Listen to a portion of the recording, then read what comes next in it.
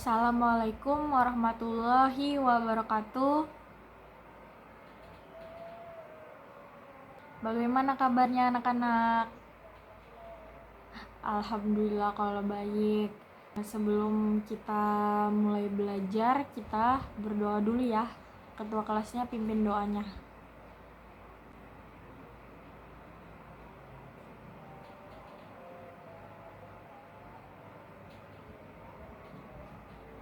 Oke, Ibu absen dulu ya.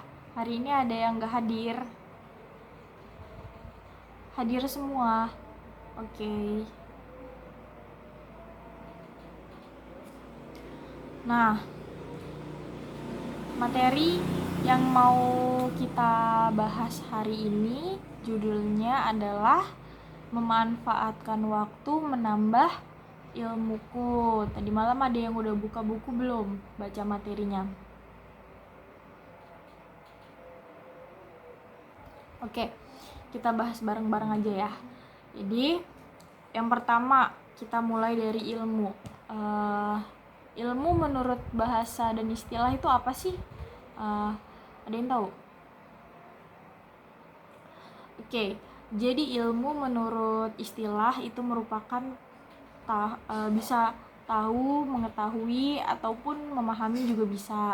Tapi kalau menurut istilah, ilmu ini merupakan pengetahuan yang sesuai dengan amalan, baik itu amalan hati, amalan lisan, ataupun anggota badan yang sesuai dengan petunjuk yang diajarkan oleh Nabi Muhammad SAW.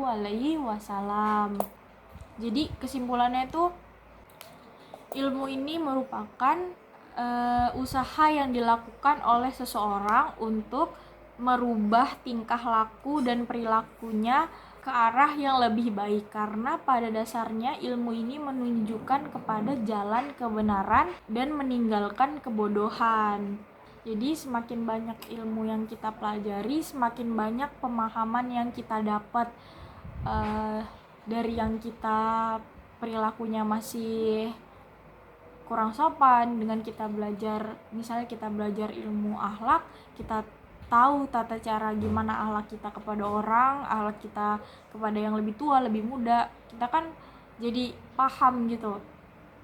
Kita jadi tahu, terhadap yang lebih tua kita harus menghargai, kita harus sopan, terhadap yang lebih muda kita harus menghargai, terhadap teman sebaya pun kita harus menghargai. Jadi ada perubahan di diri kita yang tadi kita nggak sopan, kita bisa setelah belajar, kita mempelajari ilmu akhlak, kita bisa tahu gitu. Nah, dengan ilmu ini Allah menampakkan ketinggian derajat Nabi Adam alaihissalam, hingga pada saat itu malaikat pun disuruh untuk bersujud menghormati Nabi Adam alaihissalam, karena hanya dengan kemuliaan ilmulah yang menjadi perantara untuk bertakwa, yang menurut uruf syara itu adalah sempurnanya memelihara diri dari sesuatu yang membahayakan di akhirat gitu. Jadi ilmu ini dapat diperoleh dengan membaca. Kita menambah wawasan, kita menambah ilmu kita mengetahui banyak hal. Gak rugi kalau kita rajin membaca, justru malah sebaliknya. Untung kalau kita rajin membaca, kita bisa saling berbagi terhadap teman kita, terhadap kerabat kita. Berbagi ilmu itu kan masuknya ke pahala. Dan satu lagi, jangan pernah kita pelit ilmu, karena buat apa ilmu kita pendam sendiri? Akan lebih baik kalau kita berbagi ilmu. Nah, selanjutnya kita mempelajari tentang memanfaatkan waktu. Kenapa memanfaatkan waktu itu penting? Karena kita nggak mau kan, kita udah segede, contohnya nih, kalian nggak bisa ngapa-ngapain atau nggak bisa ngaji nih, contohnya apa ada di sini yang nggak bisa ngaji? Alhamdulillah udah bisa semua ya. Nah, kalian akan sangat amat rugi, belum bisa ngaji, belum bisa baca Al-Quran sama sekali. Terus waktu yang kemarin-kemarin kalian gunakan untuk apa? Padahal zaman sekarang nih anak 4 tahun aja bisa menjadi hafiz atau hafizoh Al-Quran. Jadi sayang sekali kan kalau kita nggak bisa memanfaatkan waktu, kita menyia-nyiakan waktu kita, karena waktu itu nggak bisa diputar kembali, nggak bisa diulang lagi. Oh, saya menyesal kenapa saya dulu seperti ini. Ya udah, penyesalan tuh ya udah sekarang saat ini itu buat dirubah ke depannya. Kalau buat dibalikan ke zaman dulu itu udah nggak bisa gitu. Jadi pergunakan waktu sebaik-baiknya. Seperti contohnya dijelaskan dalam Quran surat Al-Asr yang bunyinya A'udzubillahi minasyaitonirrajim. Bismillahirrahmanirrahim. Wal asr innal insana lafi khusr illal ladzina amanu wa amilus solihati wa tawasaw bil haqq wa tawasaw bis sabr. Artinya, demi masa sungguh manusia berada dalam kerugian kecuali orang-orang yang beriman serta mengerjakan kebajikan serta saling menasehati untuk kebenaran dan saling menasehati untuk kesabaran. Adapun asbabun nuzul dari Quran surat Al-Asr ini, ada yang tahu nggak asbabun nuzul itu apa? Jadi asbabun nuzul ini adalah ilmu Al-Quran yang membahas mengenai latar belakang atau sebab-sebab suatu atau beberapa ayat Al-Quran ini diturunkan. Jadi asbabun nuzul dari Quran surat Al-Asr adalah pada zaman dahulu tuh masyarakat Arab di sore hari mereka tuh suka duduk berkumpul saling bercakap-cakap hal-hal yang sebenarnya nggak penting gitu.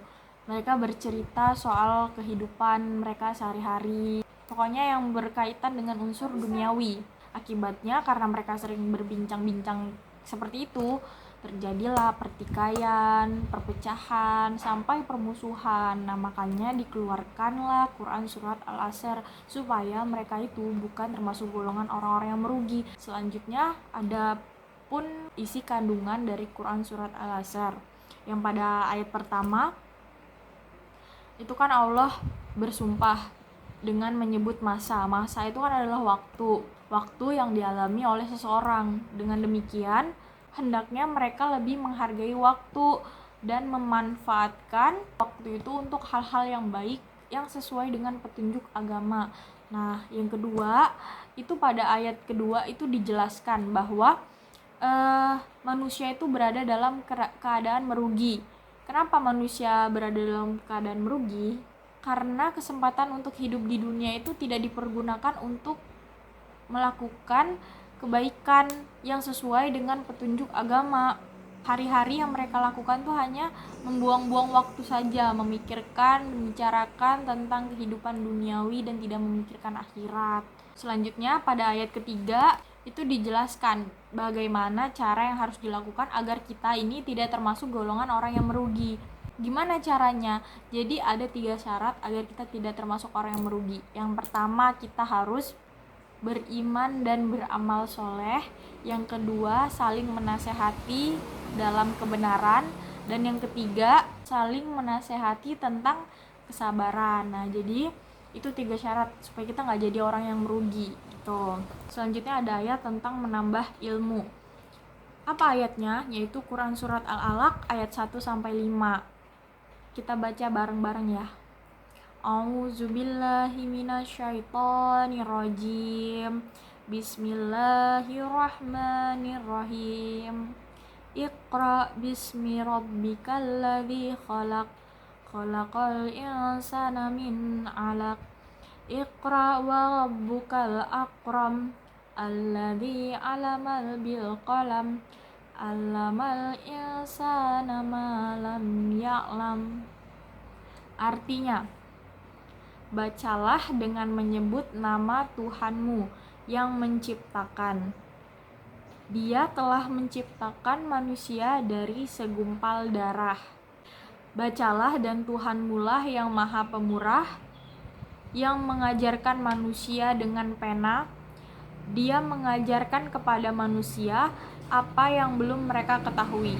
Jadi maksudnya ayat ini adalah, kan pada ayat pertama itu ada bacalah, dilanjutkan dengan menyebut nama Tuhanmu yang menciptakan. Nah, ini nih maksudnya adalah di saat kita menuntut ilmu itu kita sertakan niat menuntut ilmu ini semata-mata ingin mencari ridho Allah Subhanahu wa Ta'ala.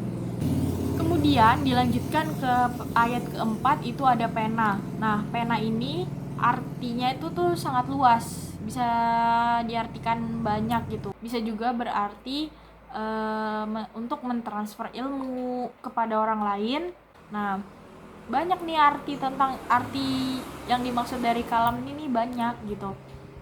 Seperti pada misalnya nih zaman sekarang, komputer termasuk segala perlengkapannya kayak internet dan lain-lain itu bisa juga dapat diartikan sebagai penafsiran kata kalam gitu.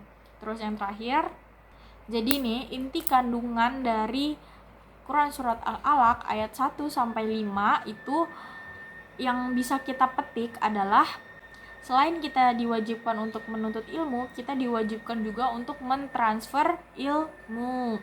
Quran surat Al-Alaq ayat 1 sampai 5 ini juga menerangkan kepada manusia kalau kita tuh punya potensi untuk berpikir dengan akal dan berzikir dengan batin. Jadi pada saat menuntut ilmu, akal ini kita gunakan untuk menggali pengetahuan, sedangkan batin kita gunakan untuk berzikir kepada Sang Pencipta, sehingga terjadilah perpaduan pribadi yang cerdas dan beriman. Nah, jadi itu isi kandungan dari Quran surat Al-Alaq ayat 1 sampai 5. Adapun asbabun nuzul dari Quran surat Al-Alaq ayat 1 sampai 5. Pada suatu hari, Nabi Muhammad sedang beribadah ke Gua Hiro. Tiba-tiba dia dikejutkan karena mendapati di sana ada malaikat yang membawa wahyu. Malaikat itu berkata kepada Nabi Muhammad, "Bacalah," katanya gitu. Terus kata Nabi Muhammad, "Saya tidak bisa membaca." Sampai berulang-ulang kali malaikat itu menekan Nabi Muhammad untuk membaca, dan akhirnya barulah Nabi mengucapkan apa yang diucapkan oleh malaikat, yaitu Quran surat Al-Alaq ayat 1 sampai 5 yang menjelaskan kejadian manusia yang diciptakan dari segumpal darah. Dan juga di situ Allah memerintahkan Nabi Muhammad untuk membaca Al-Qur'an. Nah, jadi itu penjelasan tentang memanfaatkan waktu menambah ilmuku. Sampai di sini ada yang ingin bertanya? Gak ada. Ibu anggap paham ya? Paham semua? Oke, Ibu rasa cukup pembelajaran hari ini. Mari bersama-sama kita tutup dengan membaca lafaz hamdalah. Alhamdulillahirabbil alamin. Baik anak-anak, terima kasih waktunya. Ibu akhiri, wassalamualaikum warahmatullahi wabarakatuh.